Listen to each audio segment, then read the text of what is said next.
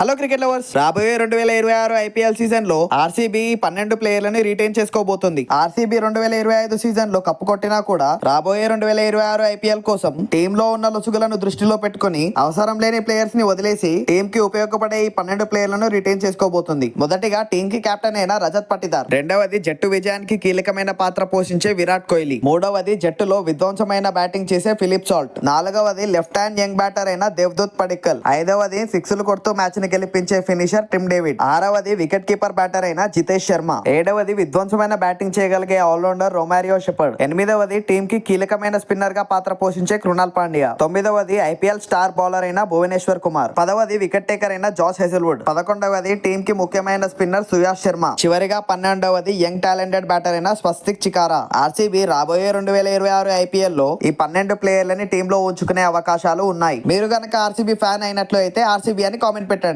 ఇలాంటి మరెన్నో interesting cricket videos కోసం క్రికెట్ కింగ్ ఛానల్ ని సబ్స్క్రైబ్ చేసుకోండి.